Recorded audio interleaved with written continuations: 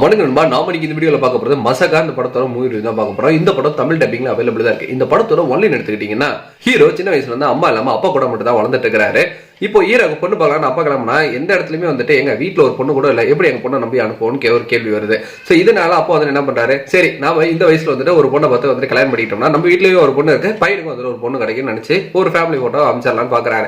அந்த சைடு பையன் வந்துட்டு பாத்தீங்கன்னா, நாம லவ் பண்ணி வந்துட்டு ஒரு பொண்ணை கல்யாணம் பண்ணிடுவோம், நம்மள எல்லாம் வந்துட்டு புரிஞ்சு அண்டர்ஸ்டாண்ட் பண்ணிப்பாங்க, நம்ம வீட்டுக்கும் வந்துட்டு ஒரு ஃபேமிலி வந்துடும் அப்படின்ட்டு பையனும் நினைக்கிறாங்க. இதே மாதிரி ரெண்டு பேருமே நினைச்சு ஒரு பொண்ணை வந்துட்டு லவ் பண்ண ஸ்டார்ட் பண்றாங்க. ஆனா அந்த ரெண்டு பொண்ணுங்களுமே வந்துட்டு ஒரே வீட்டு பொண்ணுங்களை வந்துட்டு சேர்ந்தவங்க.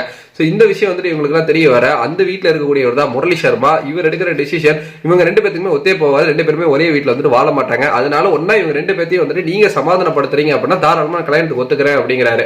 இவங்களுமே அந்த சவாலில் வந்துட்டு ஈடுபடுறாங்க. ரெண்டு பேர்த்தையும் சமாதானப்படுத்தி ரெண்டு பேருமே வந்துட்டு ஒரே வீட்டுக்குள்ள வந்துட்டு வாழ வச்சாங்களா இல்லையா, அட்லாஸ்ட் என்னதான் நடந்துச்சுங்கிறது படத்தோட மீதி கதையா வந்துட்டு அமைச்சிருந்தாங்க. படத்தோட ஹீரோ சந்தீப் கிஷன், இவங்க பேரா வரக்கூடிய ரீத் வர்மா, இவங்க ரெண்டு பேருக்கான கெமிஸ்ட்ரி ரொம்ப சூப்பரா வந்துட்டு இருந்துச்சு.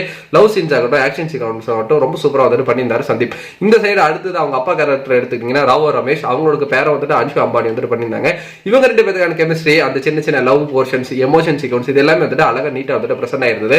வில்லனோட முரளி சர்மா ஒரு சைக்கோட்டிக் உள்ள மாதிரி வந்துட்டு ரொம்ப ஜாலியா வந்துட்டு பர்ஃபார்ம் வந்துட்டு பண்ணியிருந்தாரு. அந்த நர்ஸ் வந்துட்டு போன சைலண்ட்ல போன்னு சொன்னதாகட்டும், ஒரு கவர்மெண்ட் ஆஃபீஸ் போனப்ப தண்ணி நீயே எடுத்துக்கொள்ளின்னு சொன்னதாகட்டும், ரெண்டு பேரும் இவங்களுக்கு வேலைக்கு வச்சது அவங்களோட பிஏ, அவங்க பிஏட்டு வந்துட்டு நான் இருந்ததுக்கு அப்புறம் ஒன்ன கொலை பண்ண சொல்லியிருக்கேன் அப்படின்னு சொன்னது. ஸோ இது எல்லாமே கேட்கும் போது அங்கங்க வந்துட்டு லிட்டில் பிட் ஃபன்னா வந்துட்டு ஒர்க் அவுட் ஆயிருந்தது. ஃபர்ஸ்ட் ஹாஃப் ஃபுல்லுமே வந்துட்டு கலர்ஃபுல்லா ஜாலியா ஃபன்னா வந்துட்டு கொண்டு போயிருந்தாங்க. த்ரூ அவுட் செகண்ட் ஹாஃப்மே அதே மெயின்டைன் பண்ணியிருந்தது இந்த படத்தோட பாசிட்டிவ் வந்துட்டு பாக்குறேன். படத்துல நிறைய கேரக்டர் பிளே பண்ணியிருந்தாங்க, ரொம்ப கலர்ஃபுல்லா அழகா வந்துட்டு படத்தை வந்துட்டு எந்த இடத்துலயுமே ஒரு லேக் இல்லாம அழகா ஒரு ஜாலியா ஒரு கலர்ஃபுல்லா ஒரு படம் பார்த்த ஃபீல் வந்துட்டு எனக்கு இந்த படம் வந்துட்டு கொடுத்திருந்தது.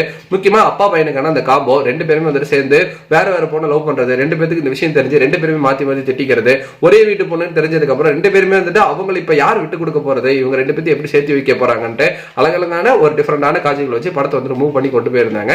எனக்கு இந்த படம் ரொம்ப நாள் கழிச்சு ஒரு ஹியூமரா பார்த்த ஒரு படமா இருந்தது. நீங்க படம் பார்த்துருந்தீங்கன்னா உங்களுக்கு எப்படி போச்சு நம்மளோட கமெண்ட் செக்ஷன்ல வந்துட்டு தட்டி விட்டுருங்க. பெருசா இதெல்லாம் யோசிக்காம ஜாலியா ஒரு படம் பார்க்கணும்னு நினைச்சீங்கன்னா தாராளமா இந்த படத்தை பாருங்க. நன்றி, வணக்கம்.